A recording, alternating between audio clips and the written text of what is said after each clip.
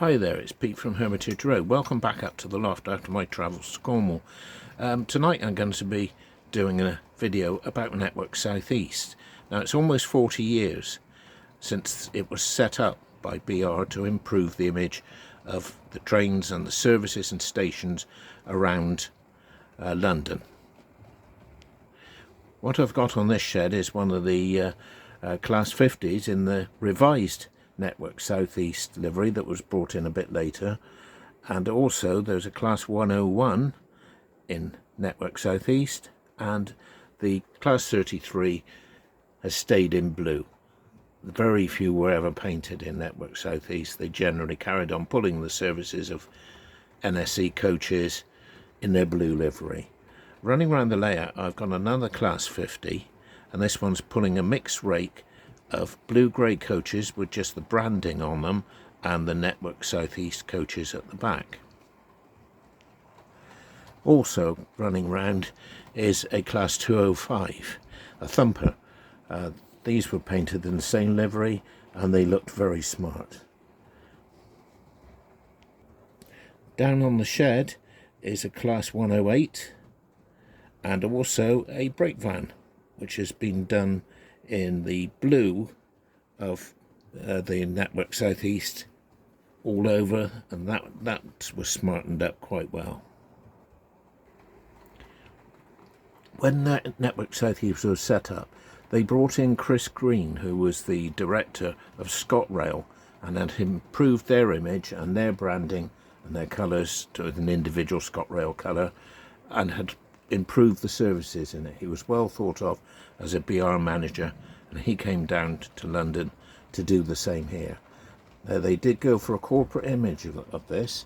They had red on station seats, on the lamp standards, everything. There was new branding on the stations, and also when they first started Network South East, for the first weekend there was a network cheap Network Rail ticket available. For £3 you could travel anywhere on the NSE's area, which goes over to East Anglia, down to Exeter, all round the Kent coast, Sussex and the home counties.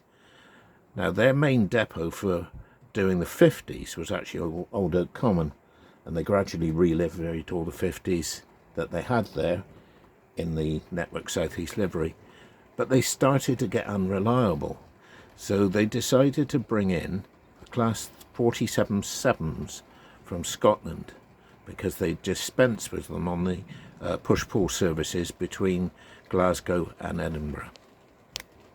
They were obviously painted in the new livery, but they quickly found they were unreliable. Basically, they'd been run into the ground by ScotRail, who knew they were about to be replaced by the new Class 158s, and they were in an awful state, and they were continuously breaking down. So they decided to put them through a heavy overhaul at Old Oak Common, strip them down basically, not complete rebuild, but to try and improve the reliability, which it did succeed on. So they started to replace the Class 50s. Now, it's always sort of said, was Network South East a success? Well, I think it was, actually. The public reacted well to the new liveries, to the fact their stations were actually clean and better facilities on them. And the important thing was it did manage to improve the reliability and the timekeeping of the trains.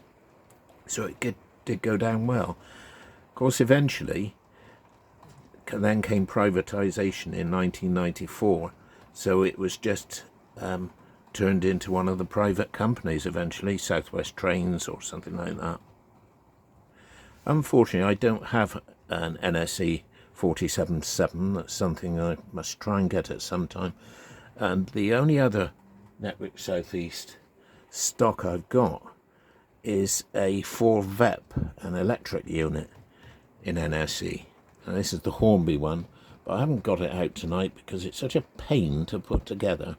You have to have all the coaches on it in the right order, facing the right direction, or it won't work.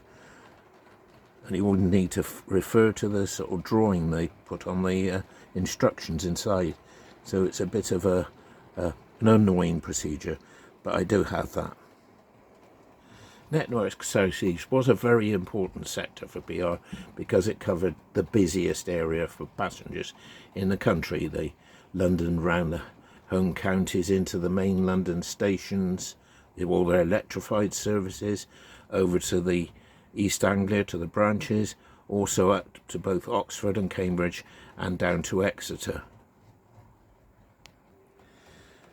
Now that I've noticed I've been losing a few subscribers recently, so I'm asking anybody who's subscribed to me if they could just check that YouTube hasn't taken them off my channel, because it seems to happen sometimes. A couple of people said they realised theirs had been removed. Don't know why they do this. It's very strange. Well, I'm going to conclude that tonight because it's pretty cold in this loft. Maybe I should have waited till tomorrow. It was going to warm up. But if you'd like to subscribe, comment, and I always like comments, whether negative or good, I don't mind. I read them all and I answer them all. Thank you very much. Good night from Hermitage Road.